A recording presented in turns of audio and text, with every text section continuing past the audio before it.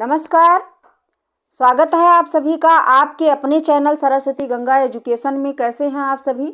आशा करती हूँ अच्छे होंगे और मेहनत से पढ़ रहे होंगे। तो चलिए, हमने जैसे कि पिछले वीडियो में हमने अलंकार पढ़ा है। अलंकार के अंतर्गत अलंकार की परिभाषा अन्य अन्य जो और महर्षियों ने या विद्वानों ने परिभाषाएं दी थी, उसमें से भी मैंने एक दो परिभाषा रखी थी जिसका मैंने अर्थ बताया आपको किस प्रकार से उन विद्वानों ने उसको परिभाषित किया हुआ है। तो ये सब हमने पिछले वीडियो में पढ़ लिया है। इस वीडियो में हम देखेंगे अलंकार के भेद। अलंकार के मुख्य रूप से कितने भेद हैं और अलग अलग कितने भेद हैं वो हम इसमें जानेंगे। जब चूंकि मेरे पास तो एक ही बोर्ड है तो इसमें जितना आता है मैं उतना ही पढ़ा सकती हूँ, और अगर इसे मिटा मिटा कर पढ़ाने की कोशिश करूँगी तो टाइम ज़्यादा लगेगा, वीडियो बहुत बड़ा बन जाएगा। तो इसलिए मैं उतना ही पढ़ाती हूँ जितना इसमें आ जाता है। ठीक है, तो इसमें हम भेद पढ़ेंगे और फिर भेदों के भेद हम पढ़ेंगे अगले वीडियो में। ठीक है, चलिए देखते हैं। ये अलंकार हम पढ़ रहे हैं। अलंकार के भेद, अलंकार के अंतर्गत हम इसके भेद देखेंगे। तो मुख्य रूप से इसके तीन भेद होते हैं। पहला है शब्दालंकार, दूसरा है अर्थालंकार और तीसरा है उभयालंकार। शब्दालंकार क्या होता है मैंने बताया है आप लोगों को पिछले वीडियो में, इसमें भी बता देती हूँ। काव्य में शब्दों की आवृत्ति से चमत्कार उत्पन्न होता है, यानी कि कोई कविता लिखी जाती है और उस कविता में शब्द आ जाते हैं या वर्ण आ जाते हैं, अक्षर, उसकी वजह से उस सुंदरता आ जाती है कविता में। और मुख्य रूप से अगर बात करें तो शब्दालंकार का शब्द की आवृत्ति होने से जो कविता होती है उसकी बाहरी सुंदरता बढ़ती है। ठीक है, और जो अर्थालंकार होता है उससे आंतरिक सुंदरता बढ़ती है। अब कैसे होता है ये? जिस प्रकार से हमें भोजन परोसा जाता है तो उसे हम देखते ही वो हमें देखने में सुंदर लगता है, यानी कि अच्छा लग रहा है देखने में, हमारा मन करता है जल्दी मिल जाए, है ना। तो वो बाहर से सुंदर है, बाहर से अच्छा दिखाई दे रहा है, लेकिन होता क्या है कभी कभी कि जब हम उसको खाने लगते हैं तो पता चला ये जितना देखने में अच्छा लग रहा था खाने में अच्छा ही नहीं है, कहते हैं बड़ा बेकार है ये तो, है ना। तो वो बाहर से सुंदर है, यानी शब्दालंकार क्या करता है? बाहरी सुंदरता को बढ़ाता है कविता की। और अर्थालंकार क्या करता है कि कोई खाना परोसा जाता है, उसको देखने में तो उतना अच्छा नहीं होता है, लेकिन जब हम उसको खाते हैं तो स्वाद उसका बहुत अच्छा आता है। ठीक है ना, स्वाद आता है बहुत अच्छा, हमें समझ में आता है, मैंने खा के हम प्रसन्न हो जाते हैं, है ना। तो वो होता है आंतरिक सुंदरता, है ना। ठीक है, तो अब समझ में आ गया होगा कि अर्थालंकार और शब्दालंकार में अंतर क्या है। शब्दालंकार बाहरी सुंदरता बढ़ाता है और अर्थालंकार आंतरिक सुंदरता बढ़ाता, अंदर की सुंदरता। यानी जब हम उसका अर्थ निकालते हैं उसमें से, काव्य में से, छंदों में से, तब हमें उसकी सुंदरता का पता चलता है ये कितना अच्छा इसमें गुण दोष धर्म सब भरे हुए हैं, है ना। तो ये समझ में आ गया होगा। तो ये शब्दों की आवृत्ति से शब्दालंकार होता है और अर्थ की आवृत्ति से अर्थालंकार होता है। जब अर्थ की वजह से काव्य में चमत्कार होता है तब अर्थालंकार होता है। अब उभयालंकार क्या होता है? उभय का मतलब उभय, उभय का अर्थ होता है दोनों। ठीक है, दोनों अलंकार एक में ही समाहित हो, ऐसी कविता जिसमें दोनों अलंकार समाहित हो उसे उभयालंकार कहा जाता है। यानी शब्द भी हो उसमें, बाहरी भी सुंदरता हो, आंतरिक सुंदरता भी हो, दोनों सुंदरता जिसमें विद्यमान हो जिस कविता में, उसे उभयालंकार कहा जाता है। ये हम पढ़ेंगे। ठीक है, तो आज जैसे कि मैं भेद पढ़ाऊंगी उसके अंदर मैंने ये लिख रखा है आपकी सुविधा के अनुसार अनुप्रास अलंकार, यानी कि शब्दालंकार जो है इसके मुख्य रूप से 5 भेद हैं। सॉरी, ये मैंने अलग लिख रखा है। 5 भेद हैं मुख्य रूप से। पहला है अनुप्रास अलंकार। अनुप्रास का मतलब होता है जिसमें वर्ण की आवृत्ति बार बार हो, अक्षर की, शब्द की नहीं। ठीक है, वो होता है अनुप्रास अलंकार, पढ़ेंगे इसको आगे। दूसरा है यमक अलंकार।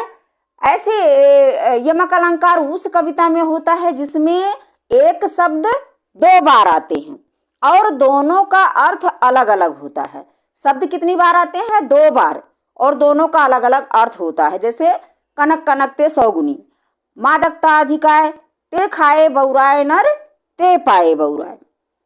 तो एक कनक का मतलब सोना है, एक का मतलब धतूरा है ना। जिसको सोने को पाकर लोग पागल हो जाते हैं और धतूरे को खाकर लोग पागल हो जाते हैं। ठीक है, तो वो यमक अलंकार होता है। आगे पढ़ेंगे और भी उदाहरण बताऊंगी, ये तो प्रसिद्ध है। श्लेष अलंकार। श्लेष का मतलब होता है चिपका हुआ, यानी कि कोई एक शब्द है जिसके अनेकों अर्थ हैं, 4 अर्थ हैं, 5 अर्थ हैं उस कविता में। ठीक है, जैसे रहीमन पानी राखिए, बिन पानी सब सून, पानी गए न उबरे, मोती मानुष चून।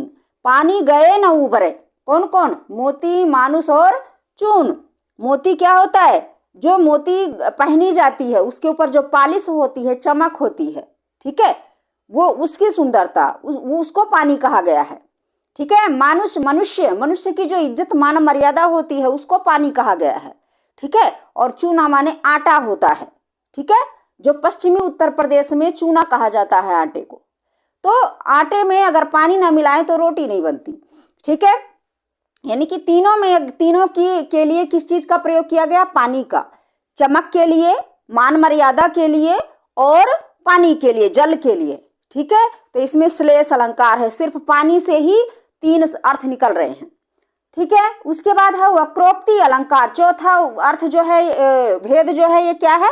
वक्रोक्ति अलंकार है। वक्रोक्ति का मतलब होता है टेढ़ा बोलना। वक्र माने टेढ़ा, उक्ति माने बोलना, यानी कि कहा कुछ और जाए और सुना कुछ और जाए, जानबूझकर कहा जाए। ठीक है, मैं पढ़ाऊंगी, उदाहरण कई सारे दूंगी कि जानबूझकर कुछ कहा जा रहा है, उल्टा टेढ़ा बोला जा रहा है और सुनने वाला भी उसको उल्टा ही सुनता है। ठीक है, उल्टा ही जवाब देता है। ठीक है, तो वो होता है वक्रोक्ति अलंकार। इसको अच्छे से पढ़ेंगे। और 5वां उदाहरण है, लास्ट है इसका शब्द अलंकार का, विप्सा अलंकार या पुनरुक्ति अलंकार। पुनरुक्ति का मतलब पुनरुक्ति, यानी कि पुनर माने दोबारा या पुनः, उक्ति माने बोलना। ठीक है, यानी कि दोबारा बोलना, बार बार, जो जैसे कोई शब्द नहीं होता, यहाँ पर वाक्य होता है, शब्द नहीं होता, यहाँ पर वाक्य होता है। पुनरुक्ति अलंकार में वाक्य होता है जो 2 बार रिपीट होता है। ठीक है, कि पूत कपूत तो का धन संचय। ठीक है, और पूत कपूत तो का धन संचय दोनों एक ही वाक्य हैं, लेकिन दोनों का अर्थ अलग अलग है। कि यदि पूत जो है कुपुत्र हो, बुरा पुत्र हो, तो उसके लिए धन इकट्ठा करने की जरूरत क्या है? और दूसरा है, माने पिता के लिए कहा गया, और दूसरे का अर्थ होता, दूसरी लाइन भी वही है, लेकिन उसका क्या अर्थ होता है कि यदि पुत्र बुरा है तो वह धन को क्या इकट्ठा करेगा? नहीं करेगा। यानी कि पिता के लिए भी वही बात कही गई है और पुत्र के लिए भी कही गई है। ठीक है, तो लाइन तो एक ही है, वाक्य तो एक ही है, लेकिन अर्थ अलग अलग है। ठीक है, तो ये होता है पुनरुक्ति अलंकार। इसे विप्सा अलंकार भी कहा जाता है। इसी को, पुनरुक्ति अलंकार को विप्सा अलंकार भी कहा जाता है। तो ये थे शब्दालंकार के भेद। अब हम देख लेते हैं अर्थालंकार के कितने भेद हैं। तो अर्थालंकार के वैसे तो देखो, भेद तो अर्थालंकार के बहुत सारे हैं और उन्हें पढ़ाऊंगी भी। ठीक है, बहुत सारे अलंकार हैं, लेकिन जो मुख्य रूप से हमें पढ़ना होता है, जो परीक्षाओं के लिए उपयोगी होता है, पूछा जाता है, वो होते हैं कुल टोटल 20-25 अलंकार होते हैं। मुख्य रूप से 20-25 या 30 अलंकार। ठीक है, वो मैं सारे कवर कराऊंगी, आपको पढ़ाऊंगी, पर मुख्य रूप से जो है भेद वो मैं पढ़ा रही हूँ अभी। ठीक है, अब अर्थालंकार का पहला भेद होता है उपमा अलंकार। उपमा अलंकार क्या होता है? किसी साधारण वस्तु की किसी विशेष वस्तु से तुलना करना। कोई साधारण वस्तु है, उसकी किसी विशेष वस्तु से तुलना करना। जैसे मुख चंद्र तुम्हारा देख सके। ठीक है, अब यहाँ मुख चंद्र क्या है कि ये कहते हैं कि तुम्हारा मुख जो है वो चंद्रमा के समान सुंदर है, यानी कि मुख चंद्रमा के समान सुंदर। तो जो मुख है वो साधारण हो गया, क्योंकि मुख हर एक के पास है, पर चंद्रमा केवल एक है, वो विशेष हो गया, है ना। तो साधारण का विशेष से तुलना करना ही, उपमा देना ही, समानता देना ही, अंग्रेजी में उसे कंपेयर कहते हैं। कंपेयर करना ही क्या होता है, उपमा होता है, उपमा अलंकार होता है उसमें। ठीक है, चलो आगे पढ़ेंगे, कई सारे उदाहरण दूंगी। दूसरा है रूपक अलंकार। रूपक अलंकार क्या होता है, पिछले वीडियो में एक उदाहरण मैंने दिया था, चरण कमल बंदौ हरि राई।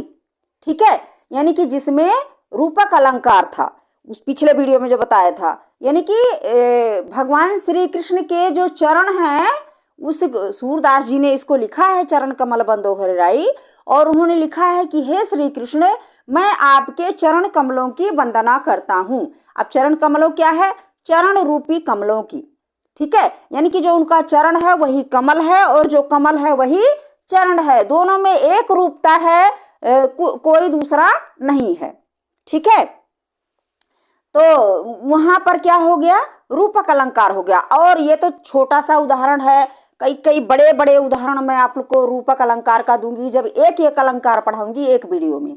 ठीक है, तो इंतजार करिएगा, अच्छे से पढ़ेंगे हम इसको। ठीक है, चौथा हमारा है अर्थालंकार का भेद है अतिशयोक्ति अलंकार। अतिशयोक्ति, अति माने अति करना। ठीक है, जब कहीं किसी कविता में किसी चीज की बढ़ा चढ़ाकर प्रशंसा की जाती है, बढ़ा चढ़ाकर, बहुत ज्यादा, जितना है नहीं उससे ज्यादा। अब बता दूं क्या, कि रणवीर चौकड़ी भर भर कर चेतक बन गया निराला था, राणा प्रताप के घोड़े से पड़ गया हवा का पाला था। कि जो महाराणा प्रताप का घोड़ा था वो क्या था, बहुत निराला था। क्यों, क्योंकि हवा से वो बात करता था। ठीक है, और आगे नदियां पड़ी अपार, राणा कैसे उतरे पार, और राणा ने सोचा इस पार, तब तक चेतक था उस पार, उनके घोड़े का नाम था चेतक। ठीक है, तो वो जब लड़ाई के लिए जा रहे थे तो एक बहुत बड़ी नदी पड़ी उनके रास्ते में। वो राणा जी सोचने लगे कि घोड़े को मैं उस पार कैसे करूं, मैं तो किसी में बैठ करके उस पार जा सकता हूं, पर घोड़े को कैसे उतारूं।